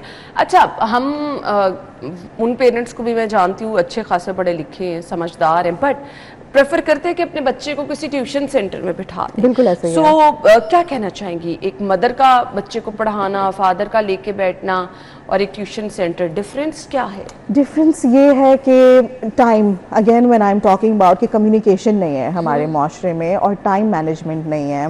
Parents are busy, extremely busy, father busy है, मदर बिजी है, बीच में जो बच्चा है वो नेग्लेक्ट होता है, तो वो क्या होता है, वो गैजेट्स के पास आना शुरू हो जाता है। पेरेंट्स फ्रस्ट्रेट होते हैं, देखते हैं कि बच्चे जब ऑटोमेटिकली गैजेट्स पे आ रहे हैं और कोई उनके मैनर्स और एटिकेट्स के ऊपर काम नहीं हो रहा है, तो वो ऑटोमेटिकली उनको फिर डाल देती है ट्यूशन सेंटर्स में या ऐसी कोचिंग सेंटर्स में जहाँ पे they want to make sure कि उनका टाइम प्रॉपर्ली अवेल हो। तो रिस्पेक्टफुली मैं कुछ कहना नहीं चाहती, क्योंकि देखें अब हम ऐसे दौर में हैं कि हर कोई बिजी हो चुका है, to be honest, so this is how life is now. And in Pakistan where we see के बाप और माँ दोनों जो हैं काम कर रहे हैं and they are getting a better living, working hard for it, उसमें वो बहुत कोशिश करते हैं, बहुत ऐसे पेरेंट्स से कोशिश करते हैं कि बच्चों को अच्छी तरबियत और तालीम दें, मगर कहीं ना कहीं ऑब्वियसली ड्रॉबैक्स भी आ जाते हैं। सो मुझे बताएं, सोशल मीडिया का बहुत ज़्यादा इस्तेमाल बच्चों को किस तरह से हम कह रहे हैं कि इम्प्रूव भी कर सकता है और बिगाड़ भी सकता है, दोनों चीज़ें साथ हैं? देखिए, मेरा ये पॉइंट ऑफ व्यू है जो मैं समझती हूँ। अब ऑब्वियसली सबका डिफरेंट पॉइंट ऑफ व्यू होता है। मुझे लगता है कि बच्चों को एट द एज ऑफ 15 या 16 जब वो ओ लेवल कर लें या जब वो मैट्रिक कर लें, तब उनको गैजेट्स दिए जाएं। फॉर एग्जांपल सेल फोन, जहाँ पे आपके सोशलाइजिंग ऐप्स होते हैं, ठीक है ना। सोशलाइजिंग ऐप्स इतनी ख़तरनाक चीज़ है कि जो एडल्ट्स होते हैं उनसे भी कंट्रोल नहीं होता कि उनको कैसे इस्तेमाल करें। तो ये तो बच्चे हैं, इनको पता ही नहीं है कि इसमें साइबर बुलिंग आ जाता है, इसके अंदर अ लॉट ऑफ कंटेंट ऐसा आ जाता है कि आप कंट्रोल नहीं कर पाते नेचुरली। तो आई थिंक बेस्ट टाइम होता है कि बच्चों को जो है आप ये 15 to 16 ईयर्स में दिया करें। सही। सो मुझे पढ़ाई का टाइम बच्चों का कितना होना चाहिए? पढ़ाई का time, to be honest with you, अगर हम इसको पॉजिटिवली देखें और अगर हम ये बच्चों के साथ बैठ के बात करें, कम्युनिकेट करें, उनके साथ एक टाइम टेबल बैठ के बनाए कि okay let's do this thing, आप इस टाइम पे आप क्रिकेट खेलना, आप मुझे बताएं आप जब कंफर्टेबल हो आपने कब पढ़ना है, आप उनसे पूछें बजाय इसके कि आप उनके ऊपर डिक्टेट कर रहे हैं। आप उन बच्चों से पूछें and I am telling you the truth, जब आप उनके साथ एक टाइम टेबल सेट करेंगे, बच्चे पॉजिटिवली बोलेंगे और वो टाइम टेबल लेके खुद बैठेंगे अपने साथ पेरेंट्स के साथ पढ़ने के लिए। सही। तो ये चीजें जी आपको अपने बच्चे के साथ, अच्छा अब जो ज्यादा छोटे बच्चे हैं जी, आप उनको चलते फिरते भी पढ़ा सकते हैं, आप उनको छोटी छोटी चीजें सिखा सकते हैं। सो प्रॉपर लेके बैठना और फिर आप चलते फिरते अगर उनको कुछ पढ़ाते जा रहे हैं, चीजें बताते जा रहे हैं, तो कैसे आप बच्चों को इन्वॉल्व कर सकते हैं? बहुत ज्यादा, जैसे विजुअल लर्निंग जिसको कहते हैं ना, जो बच्चे देख के जो सीख रहे होते हैं, साइन बोर्ड हो गए आपके साइट वर्ड्स हो गए, ठीक है। माँ का देन अगेन यहाँ पे रोल बहुत ज़्यादा इंपॉर्टेंट होता है, अहम होता है कि वो बच्चे को कैसे 7 साल, स्कूल्स तो होते ही इंपॉर्टेंट है, मगर साथ साथ देखिए स्कूल भी कुछ नहीं कर सकता जब तक घर से भी सपोर्ट नहीं आती है, ऑलवेज इट्स 3 वे। तो माँ का रोल यहाँ पे या बाप का रोल यहाँ पे बहुत अहम है कि वो बच्चे को साथ साथ उसके साथ बात करें, उसको चीज़ों की अवेयरनेस दिलाएं, ऑब्जर्वेशंस दिखाएं, उसके साथ रीडिंग करें छोटे साइट वर्ड्स की, CBC वर्ड्स की, तो वो ऑटोमेटिकली बच्चा जो है ना बहुत जल्दी ग्रास्प करता है। बिल्कुल ऐसे। और वो जो एक्चुअली हम समझते हैं ना पढ़ाई यही है कि आपने बच्चे को लेके बैठने है, तो मुझे ऐसे लगता है जो आप बच्चे को इर्द गिर्द हैपनिंग है वो चीजें सिखाएं तो वो बच्चा ज्यादा। अब आप मुझे एक बात बताएं, आप जब अब आप कुकिंग कर रहे हैं अपने छोटे बच्चे के साथ, जो 4-5 साल का बच्चा है उसके साथ आप बेकिंग कर रहे हैं, let's say for example kitchen में, आपके बच्चे को इतना पता है कि ये शुगर है एंड सॉल्ट, इसके टेस्ट में डिफरेंस है, इसके टेक्सचर में डिफरेंट है, ये मेल्ट कैसे हो रहा है, बटर कितना मेल्ट हो रहा है, these things when you are they are doing it, जब ये कर रहे होते हैं बच्चे, तब जाके और जल्दी सीख रहे होते हैं उससे। बिल्कुल ऐसे। अच्छा जी, एक्टिविटीज़ में डिफरेंस होना चाहिए बच्चों के और बच्चियों की, उनको इस डिफरेंस को लेके हमें चलना है। अभी तो कुछ घरों में हम देखते हैं कि बच्चों को ज़्यादा प्रायोरिटी दी जा रही होती है, लड़कों को। ये चीज़ें किस तरह से हमारी सोसाइटी के लिए नुकसान है? आई थिंक दोनों को साथ साथ लेके चलना चाहिए और डेफिनेटली देखिए, अगर लड़कियां हैं तो लड़कियों को अगर आप कुकिंग में थोड़ा सा सिखाएं, स्विमिंग एंड स्टिचिंग में, क्रोशिया में कराएं, आप उनको क्रिएटिविटी साइड में आप लेके जा सकते हैं बच्चों को। इंटरेस्ट लेवल आप उस वक्त देख सकते हैं बच्चे का जब आप उसके साथ बात कर रहे हैं, जब आप उसके बचपन से आप ट्रैक कर रहे हैं पेरेंट्स की ओर, कि मतलब आपको पता हो कि आपका बच्चा क्या सीखने को चाहता है। आप एकदम से किसी के ऊपर मुसल्लत नहीं कर सकते कि आपने ज़बरदस्ती ये करना है, आपने उनका इंटरेस्ट लेवल डेवलप देखना होता है। कुछ बच्चे होते हैं जिनको गिटार बजाने का बड़ा शौक होता है, जिनको पियानो बजाने का शौक होता है, कुछ पेंटर्स होते हैं, कुछ बड़े ज़बरदस्त जिनको शौक होता है कि वो बेकिंग कर रहे हैं। There are lot of 100 even आपका बच्चा अगर सिंगिंग करना चाहता है तो बिल्कुल आप पॉजिटिवली इस चीज़ को देखना चाहिए। अच्छा, अब पेरेंट्स अक्सर जो होता है ना, हमारे बच्चों का इंटरेस्ट अगर टॉयज चाहिए बच्चे को तो किस टाइप के होने चाहिए, क्योंकि अगर हम खुद चीज़ों को खुद से ही प्लान करके करें तो बड़ी आसानी हो जाती है। अब तो मार्केट में आपके पास बेतहाशा ऑप्शंस मौजूद हैं, आप क्या सजेस्ट करना चाहिए? आई थिंक ऐसे टॉयज जो जिसके अंदर से आप कुछ सीख सकते हैं। For example bead making kits आती हैं बच्चियों की, सैंड मेकिंग आती हैं, जिसके अंदर बच्चों की एक प्लास्टिक मेकिंग थी। मतलब देयर 100 वेज। आप जाएं अभी टॉय स्टोर में, इतनी डिफरेंट टाइप की चीजें आ गई हैं कि आप उन चीजों से आप कुछ ना कुछ बना सकते हैं। There is so much you can do with those toys. I think it's better you buy things like that. ऐसी चीजें आप खरीदें जिससे बच्चे आप कुछ सीख रहे हैं, जिससे बेहतर है कि दे नो कि क्वांटिटी कितनी है, कितना यूज करना है, कितना यूज करना है। उनका एक सेट पैटर्न होता है, ऑर्गेनाइज भी उतने रहते हैं। तो अच्छा, कुछ बच्चे हमें बहुत ही ब्रिलियंट जो है वो नजर आते हैं, कुछ नॉर्मल होते हैं। सो ये डिफरेंस क्या हम बनाते हैं कि बच्चों की खुद भी कुछ सलाहियतें कम ज्यादा होती हैं? अल्लाह ताला की तरफ से ये होता है सारा, to be honest with you. और इसमें माँ बाप क्या कर सकते हैं कि अगर आपका बच्चा अगर थोड़ा सा किसी चीज़ में पीछे है, उसको आप ज़्यादा उठाएं। समझ रही हैं आप? जैसे आपका अगर एक स्मार्ट बच्चा है जो हर चीज़ में आगे रहता है, आपको पता है उसकी क्या सलाहियत है, आपको नज़र आ रहा होता है, ठीक है ना? उस बच्चे को कॉन्फिडेंस में लेके आप अपने दूसरे तीसरे या जो भी बच्चे को साथ में उसको ज़्यादा आप उठाएं, उसके अंदर कॉन्फिडेंस लेवल और बिल्डअप करें। अनफॉर्चुनेटली यहाँ पे जो देखा जाता है होता है ये कि जो आपका ब्रिलियंट बच्चा होता है उसी को ही ज़्यादा फोकस रहता है, और बाकी सारे इग्नोर हो जाते हैं, नेग्लेक्ट हो जाते हैं। तो वो एक नेगेटिविटी के रोल में आ जाता है। जब बच्चा बड़ा होता है तो वो उसके दिल और दिमाग में ग्रज रहता है पूरे वक्त। बिल्कुल ऐसे ही हम बहुत लाइक बच्चे भी देखते हैं, बट जो बच्चा एहसास कमतरी का शिकार हो जाता है ना, मुझे नहीं लगता वो आगे बढ़ सकता है। सो कैसे पेरेंट्स? वो बढ़ता है मगर नेगेटिविटी के साथ बढ़ता है। वो उसके दिमाग में कहीं ना कहीं बैठा होता है कि मैं जो कुछ भी करूंगा या करूंगी उसका कोई फायदा तो है नहीं, क्योंकि आगे से मुझे रिजल्ट तो मिलना है कि मैं जो कुछ भी कर रहा हूँ मुझे तो एक्नॉलेज ही नहीं किया जा रहा। देखिए, हम एज ए एडल्ट कहीं काम करते हैं, कुछ भी करते हैं, आपका कोई रिलेशन हो, आप जहाँ काम पे हो, आपको जब अप्रिसिएशन मिल रही होती है तो आप आगे बढ़ते हैं, ठीक है ना? ये आपका मोटिवेशन होता है। तो बच्चों के लिए ये बहुत बड़ी मोटिवेशन होती है अगर आप उनको किसी चीज़ में अप्रिशिएट करें, उन चीज़ को बढ़ावा दें, पॉजिटिव दिखाएं, अच्छी अच्छी बातें करें, तो ये उनके लिए एक पॉजिटिव पॉइंट होता है कि वो आगे से आगे बढ़ते हैं और सोचते हैं अपने बारे में कि मेरे माँ बाप मेरी तारीफ जब सबके आगे कर रहे हैं तो it means there is a positive thing मेरे अंदर, यू नो। चॉइस बच्चों की, उसको कितना आपको पेरेंट्स को उसका कितना ख्याल रखना है? वो चाहे एजुकेशन से रिलेटेड है, वो चाहे कुछ कपड़े पहनने से रिलेटेड है, क्या हमें मुसलसल बच्चों की ही बात माननी है, उनकी ही? आजकल तो मुझे लगता है हर पेरेंट्स जो है मजबूर है अपने बच्चे की बात मानने पे, नहीं भी मानना चाहते तो वो बच्चे मनवा लेते हैं आजकल। अच्छा, नहीं, मैं इस बात पे थोड़ा सा इख्तिलाफ है मुझे, वो इसलिए क्योंकि मैं चाहती हूँ कि जितने भी तमाम वालिदैन जो मुझे अभी इस वक्त देख रहे हैं, ऐसा नहीं है कि बच्चे आपके माँ बाप हैं, आप लोग माँ बाप हैं, ये अथॉरिटी आपके पास है, आपको पता होना चाहिए कि क्या सही है क्या गलत है, और आप बच्चों को साथ साथ बताएं, अवेयरनेस दें, बजाय इसके कि आप उनकी बात मानें और वो आपके ऊपर हावी हो। They should be listening to you. ये चीज़ बहुत ज़रूरी है। आप उनको चॉइसेस इतनी दें, ऐसी दें ताकि उनको समझ आए कि गलत और सही क्या है। सही बच्चे आपके ऊपर हावी नहीं हो सकते, ये बिल्कुल गलत माइथोलॉजी है, आई डोंट अंडरस्टैंड। टीचर का रोल क्या होता है बच्चे की लाइफ में? बहुत अहम होता है, क्योंकि अगर टीचर बहुत अच्छी है तो जिंदगी भर वो उसको आइडियल बना लेता है, इंस्पिरेशन ले लेता है बच्चा। टीचर का बहुत बहुत इंपॉर्टेंट रोल है बच्चे की जिंदगी में। मुझे अपने बचपन की इतनी अच्छी अच्छी टीचर्स याद हैं अभी कि वो मेरे दिमाग में बैठी हुई कि अगर मैं कभी कुछ कर रही होती हूँ तो मैं रिकॉल करती हूँ अपनी मेमोरी में कि मुझे याद है कि मेरी टीचर ने मेरे साथ ऐसे क्या किया था, so I will do it this way now, सही। एजुकेशन सिस्टम हमारा जो है, क्या इसमें कुछ चेंजेस आने की ज़रूरत है? कुछ सजेशन देना चाहेंगे? To be very honest with you, education system के अंदर ये है कि मैं एक चीज़ देखती हूँ जो बहुत कमी है स्कूल्स में और तालीमी इदारों में, क्योंकि सिर्फ प्राइवेट स्कूल्स में ऐसा होता है, हुनर सिखाने की कमी है बहुत ज़्यादा।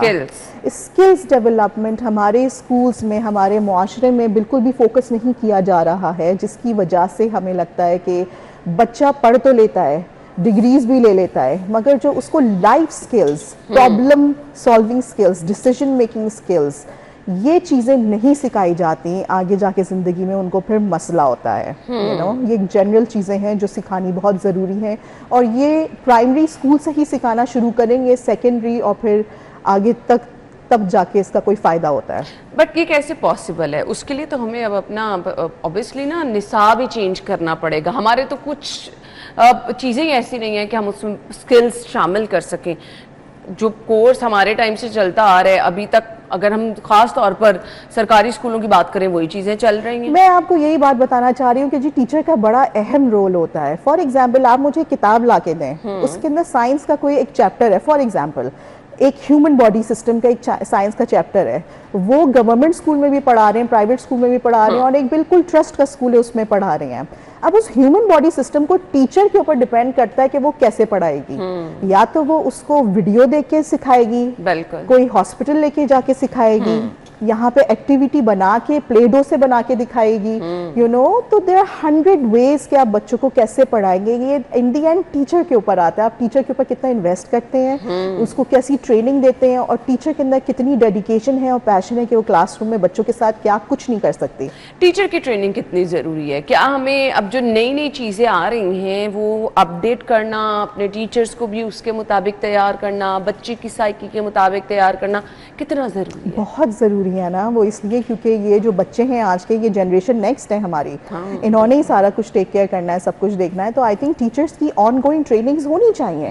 तो ये गवर्नमेंट से दरखास्त है, या तो यू नो ये एक इन्फॉर्मेशन है जो मैं उनके साथ शेयर करना चाहूँगी। टीचर्स को जितना ज़्यादा से ज़्यादा आप ट्रेन करेंगे, वो रिटर्न आपको ही आएगा, आपकी कॉम पे आएगा। यू नो, दो तरह के पेरेंट्स होते हैं। एक तो मैं उन पेरेंट्स को देखती हूँ, इतना सारा टीचर्स का सर खाते हैं, स्कूल से बार बार जा रहे हैं, मैसेजेस पे लगे हैं, भैया आपने मेरे बच्चे को ये क्यों नहीं किया, ये क्यों नहीं किया ये। और एक बिल्कुल ही साइड पे होते हैं, लेना देना नहीं कोई टीचर। कनेक्शन कितना ज़रूरी है पेरेंट्स टीचर का?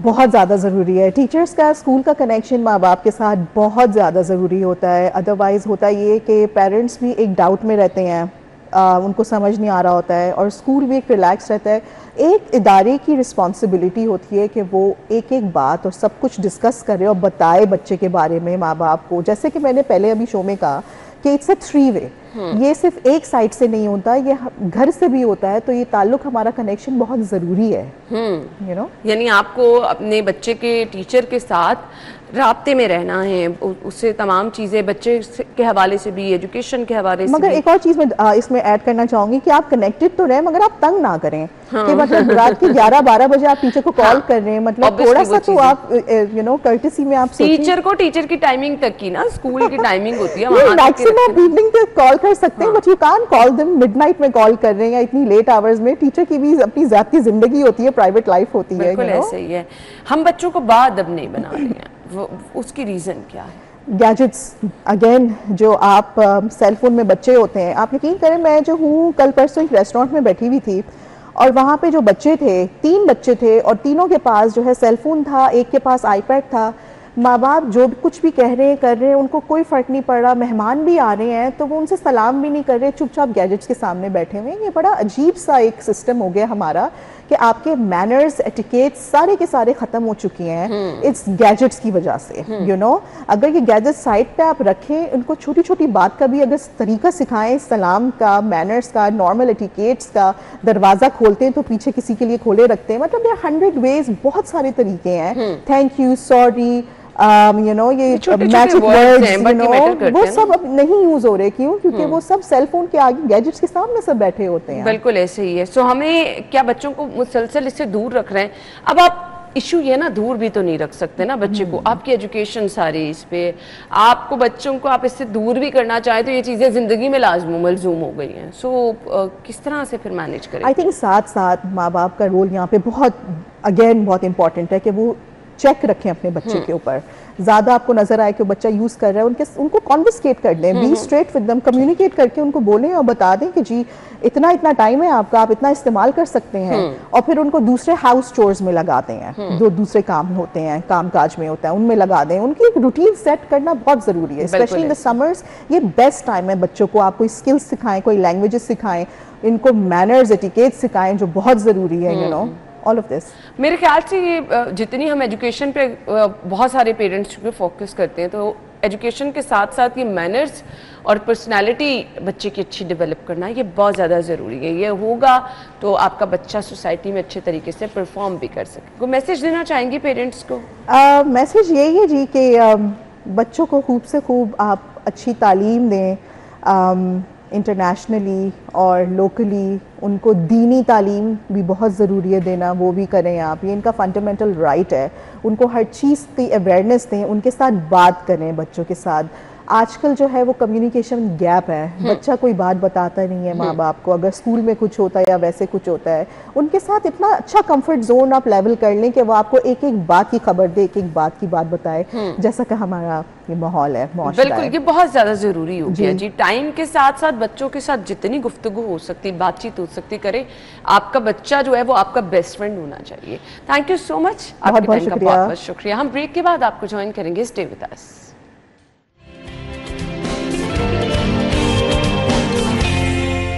Welcome back once again. So programme के हिस्से में जी हम बहुत ही ज़बरदस्त और टैलेंटेड नौजवान से आपको मिलवाने वाले हैं। हम हमेशा देखते हैं कि किसी ना किसी फील्ड में आप बहुत स्पेशल होते हैं जी, बट आज के हमारे नौजवान जो हैं, जो हमारे मेहमान हैं, वो सियाहत में भी ज़बरदस्त एक्सपोजर रखते हैं, फोटोग्राफी भी करते हैं, और सबसे बड़ी बात कोपेमा है जी। तो ये ज़बरदस्त और ख़ूबसूरत सा इम्तिजाज बन गया है। आपको बताएं जी, इन्होंने जो है वो अपना नाम जो है वो मुख्तलिफ तरीके से रोशनास कराने की कोशिश की, बुक भी लिखी, और इसके साथ साथ जो है वो ज़बरदस्त तरीके से जी पाकिस्तान का एक जो पॉजिटिव इमेज होता है उसको लेके चले जी। वलीद निसार कोपेमा हैं जी, उनको अपने प्रोग्राम में वेलकम कहेंगे। अस्सलाम वालेकुम वलीद, क्या हाल चाल है आपका? वालेकुम सलाम, बहुत शुक्रिया आपका, और मैं ठीक ठाक हूँ और उम्मीद है आप भी ठीक होंगी। हाँ जी, हाँ जी, अल्हम्दुलिल्लाह जी, थैंक यू सो मच। सो वलीद, आपके जर्नी का आगाज कहाँ से हुआ, कैसे ख्याल आया कि आपने पहाड़ों पर चढ़ना है? अच्छा, बेसिकली मैं हूँ कश्मीर से, तो हम पहाड़ों में ही रहते हैं, और अभी जहाँ पे मैं बैठा हुआ हूँ ये भी तकरीबन 6500 फीट अबव है सी लेवल से। तो एक बचपन से ही था पहाड़ों के साथ लगाव, लेकिन आहिस्ता आहिस्ता ये हुआ कि टाइम के साथ कभी कोई लेक विजिट कर दी, कोई और इस तरह की जगह। और 2021 में ये हुआ कि मैंने एक रश लेक है इधर पाकिस्तान की हाईएस्ट अल्पाइन लेक है, हुंजा वाली साइड पे नगर, तो वहां पे गया, और वहां से फिर ये सामने ही जो पीक है स्पेंटेक 7000 मीटर। और क्योंकि फोटोग्राफी का भी शौक है, तो सनराइज और सनसेट के टाइम उसको कैप्चर किया, और वहां से ही बस प्लान बन गया कि इसको सबमिट करना है, और फिर हमने लास्ट ईयर मैंने उसको सबमिट किया। सही। सो मुझे ये बता दें, क्या बचपन से शौक था, और बचपन से ऑब्वियसली आप पहाड़ों में रहते हैं, तो कभी सोचा था कि इतनी बुलंद चोटियों पे चढ़ना भी है? नहीं, बेसिकली मैं 2000 में या 2001 में मेरे फादर फॉरेस्ट डिपार्टमेंट में हैं, तो उनके साथ ट्रैवल करने का काफी मौका मिला है इस तरह के पहाड़ों पे। और फिर 2000 में हमने नॉर्थ का विजिट किया था, और तब वो जो नॉर्थ था बड़ी रॉ फॉर्म में था। उस वक्त तो छोटे थे वो पहाड़ देखे, क्योंकि यहाँ पे जो पहाड़ हैं वो इधर ग्रीनरी ज्यादा है, और वहाँ पे जो हैं वो बड़े संगलाख किस्म के पहाड़ हैं। तो छोटे थे, डर गए, लेकिन ये नहीं पता था कि वही चीज कोई सबकॉन्शियस में बैठ जाएगी और आगे चल के इन्हीं पहाड़ों को करने का शौक पैदा हो जाएगा। कितना मुश्किल है, मुझे ये बता दें, क्या क्या सामान साथ रखते हैं, जो चीजें लाजमो मलजूम है, वो क्या क्या सामान होता है? वो लोग जो कि इस तरफ आना चाहते हैं, उनको अपने आप को तैयार कैसे करना है? अच्छा, ये होता है कि सबसे पहले तो बता दूं कि जिस तरह बाकी स्पोर्ट्स हैं, तो ये भी जो माउंटेनिंग है ये भी एक स्पोर्ट्स है। ऐसा नहीं होता कि मैंने कोई डिसाइड पहाड़ देखा और डिसाइड कर लिया कि सुबह मैंने उस पर क्लाइंब करना है या नेक्स्ट मंथ करना है। तो इसका ये है कि ये बेसिकली जो है एडवेंचर जो है उस कैटेगरी में फॉल करता है। और अगर कोई इसका एज अ प्रोफेशन या शौकिया भी इसको करना चाहता है, तो सबसे पहले तो ये है कि आपने अपनी फिजिकल फिटनेस पे बहुत तवज्जो देनी है। उसके लिए आप रनिंग कर सकते हैं, स्विमिंग कर सकते हैं, छोटे मोटे ट्रैक्स हैं। अगर आप इस्लामाबाद में हैं तो आप ट्रेल्स पे चले जाएं। आप अगर एबटाबाद में हैं तो नथिया गली वाली साइड पे मिरन जानी और इस तरह। और अगर आप कश्मीर में हैं तो आप नीलम वैली वाली साइड पे काफ़ी ट्रैक्स हैं, लेक्स हैं, चिट्टाकट्टा हो गई, रत्ती गली हो गई। इसके अलावा अगर आपके पास कराची में है, लाहौर में, कोई इशू नहीं है, आप जिम ज्वाइन कर सकते हैं और अपनी फिजिकल फिटनेस का ध्यान रख सकते हैं। और साथ साथ ये है कि इस चीज़ को आपने, आजकल जो एक ट्रेंड है कि जी फेम के, अगर मैं चला गया हूँ माउंटेनिंग में तो बाज़ लोग देखा देखी भी ये करते हैं, लेकिन ये है कि इस तरह नहीं करना। हर बंदे की अपनी स्किल्स होती हैं और अगर आपने कोई भी प्रोफेशन आपने परस्यू करना है तो उसके लिए ट्रेनिंग बहुत ज़रूरी है। तो ट्रेनिंग आप लें। और अगर फिर इसकी माउंटेनियरिंग की जो है ट्रेनिंग है, लेवल 1 लेवल 2, वो स्कर्दू में हमारे दोस्त हैं और एक ही सर्टिफाइड ट्रेनर हैं, वो जाहिद राजपूत, और जितने ही माउंटेनियर हैं उन्हीं से ट्रेंड होते हैं। और अच्छा वलीद, मुझे बताएं अपनी पर्सनालिटी में क्या क्या चेंजेस देखे जब से आपने इस तरह से कोपे माई जो है वो स्टार्ट की। ऑब्वियसली आपके अंदर पेशेंस भी आ जाता है, हर तरह से आप अपने आप को जो है वो थोड़ा मजबूत भी महसूस करते हैं। सो क्या अपनी पर्सनालिटी में आपने क्या क्या चीज़ें देखी कि ये चेंज हुई हैं मेरे अंदर? अच्छा, ये जो आपने जिक्र किया पेशेंस, तो माउंटेनियरिंग में तो की है कि भाई पेशेंस आपने बहुत रखना है, क्योंकि इसमें ये होता है कि आप फिजिकली फिट हैं। ये मैं आपको लास्ट 2023 की एक एक्सपीडिशन का बता रहा हूँ कि मैं शमशाल पास किया, मैं फिजिकली फिट भी था, सब कुछ। मैं 50 मीटर दूर था समिट से, लेकिन ये हुआ कि आगे फ्रेश स्नो थी और एवलांच का रेस था। और फिर ये हुआ कि आप वहाँ पे होते हैं, सोचते हैं कि आपने पैसे भी इन्वेस्ट किए हैं, फिजिकली भी आपने इतना वो किया है और फिर भी ये चीज़ें नहीं हो रही हैं। तो ये आपको थोड़ा पेशेंस का होता है। और सबसे जो चीज़ इम्प्रूवमेंट मैंने देखी अपने अंदर, डिसीजन मेकिंग पावर।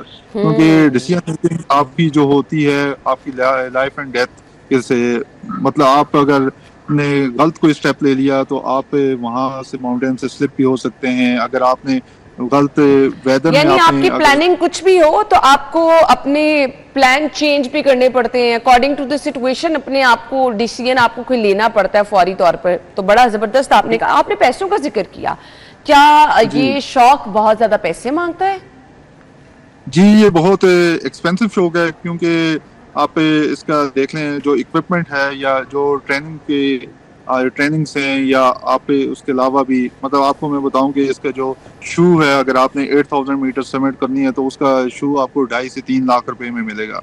फिर उसका डाउन सूट है वो भी तकरीबन इतने में ही मिलेगा। उसके अलावा जो आपने बाकी इक्विपमेंट पूरा करना है तो इस तरह होता है। और फिर जिस कंपनी के साथ जा रहे हैं आप उसको पे कर रहे हैं, वो तकरीबन 2 मिलियन 2.5 मिलियन इतना लेती है। तो ये वेरी करता है डिफरेंट पीक्स पे। अभी जिस तरह मैंने 7000 मीटर पीक की थी तो उस पे तकरीबन मेरा अराउंड 2 मिलियन लग गया था, और स्पॉन्सर भी नहीं था कोई इस तरह का, सेल्फ स्पॉन्सर ही किया था।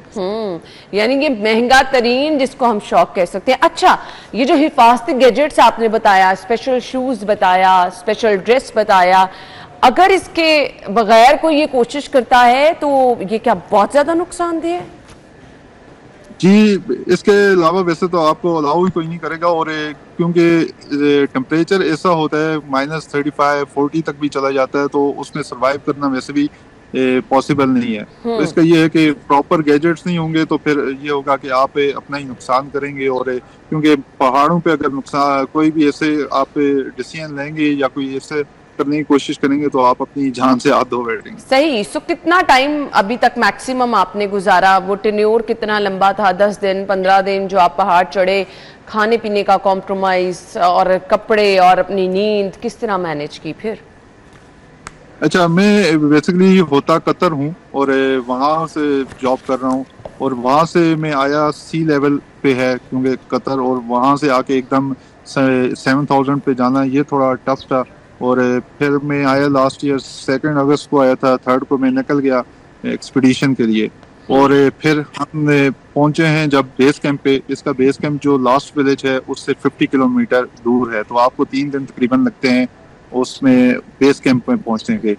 तो वहां पे पहुंच के जब हमने इसका एक पीरियड होता है एक्लिमेटाइजेशन का, क्योंकि आपकी बॉडी यूज होती कम ऑक्सीजन पे, तो उसके लिए आपको रोटेशन करनी पड़ती है। जिस तरह अभी इसका अगर बेस कैंप 4300 मीटर पे है, कैंप 1 इसका 51 पे था, तो आपको 5100 मीटर पे जाके थोड़ा स्टे करके फिर वापस आना था बेस कैंप पे। लेकिन जो ही हम पहुंचे हैं तो हमने वेदर चेक किया है, तो वहाँ पे था कि 4 दिन की वेदर विंडो थी कि मौसम क्लियर है, उसके बाद जो नेक्स्ट वेदर विंडो मिल रही थी वो 25 को थी।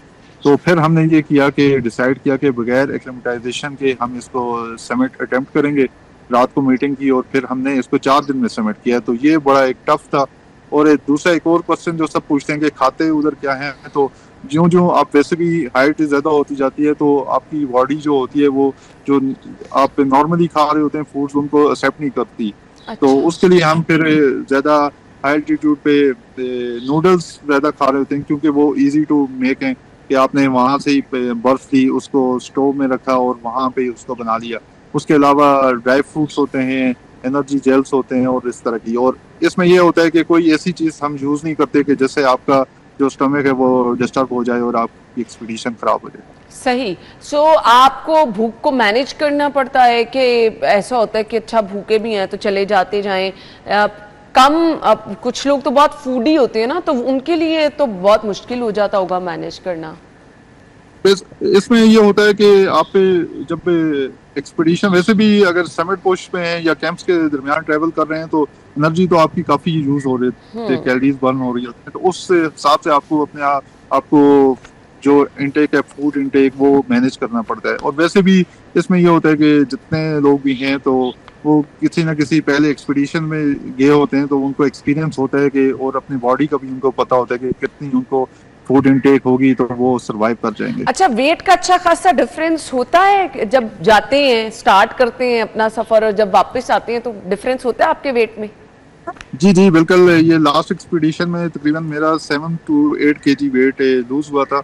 उसका ये भी होता है कि जिस तरह हमने समिट पुश की रात को 10 बजे हमने स्टार्ट की है और अगले रात को हम 8 बजे वापस पहुंचे हैं, तो हमने कुछ खाया भी नहीं है और आपकी कॉन्स्टेंट कैलोरीज 4-5 हज़ार कैलोरीज बर्न हो रही होती हैं, तो वो उस वजह से भी हो जाता है वेट लॉस। सही। सो आपके पास फर्स्ट एड किट होनी तो लाजमो मलजूम होगी, तो वो कितना जरूरी है और आपके पास उसमें सामान बेसिक क्या होना चाहिए?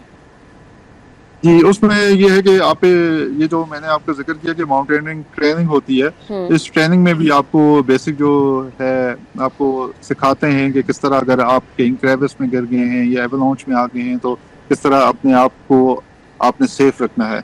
तो उसके लिए ये है कि बेसिक जो है आपकी किट तो होती है आपके पास ही, उसमें ये है कि कोई बैंडेज वगैरह और जो होती हैं उसमें फर्स्ट एड किट में। लेकिन उसके अलावा ये होता है कि आपके बेस कैंप में हमेशा एक डॉक्टर भी मौजूद होता है जो आप जब भी जा रहे होते हैं रोटेशन वगैरह में वो आपका चेकअप वगैरह कर रहे होते हैं।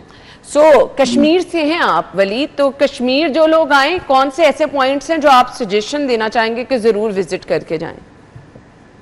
जी, अभी कश्मीर में मोस्टली लोग जो हैं विजिट कर रहे होते हैं नीलम वैली को, जो ताओबट तक जाते हैं, वहाँ पे लेक्स भी हैं, चिट्टा कट्टा कर सकते हैं। और इसके अलावा आप रती गली लेक जो मोस्टली लोग कर रहे होते हैं। इसके अलावा लोगों को कहूँगा कि आप जेलम वैली वाली साइड भी विजिट करें, वहाँ पे जो है आज़ाद कश्मीर का, बल्कि मैं तो कहूँगा पाकिस्तान की सबसे बड़ी वाटरफॉल है छम वाटरफॉल, उसको विजिट करें।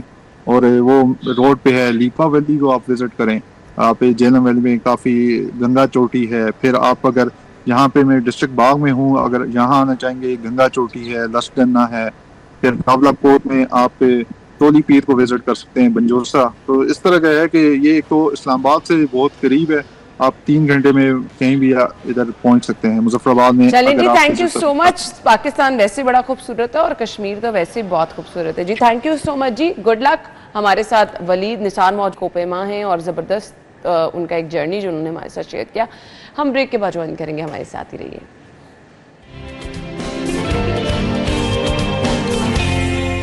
वेलकम बैक वंस अगेन जी। आज है जी 10 तारीख और 10 तारीख को जिनके बर्थडे हैं उनको हम विश करने जा रहे हैं। सालगिरह आज उम्मे हानी की, अमारा की, अरसम की बर्थडे है। इसके बाद जी हसनैन कुरैशी की सालगिरह है और रामेश की सालगिरह। आप सब लोगों को मुबारकबाद जी, हैप्पी बर्थडे।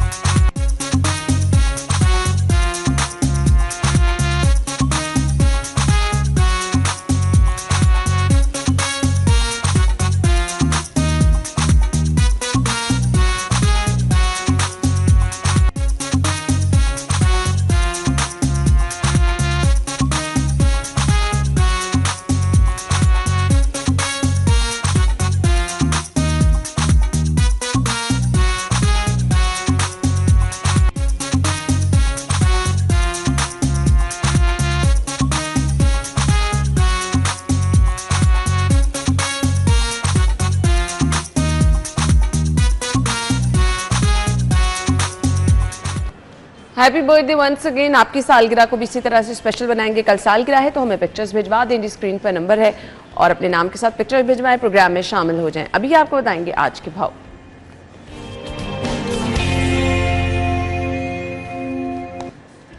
अच्छा जी, हमारे साथ अरबाज खान मौजूद है, रेट लिस्ट उनके पास है, ओपन मार्केट में है जी। Over to you.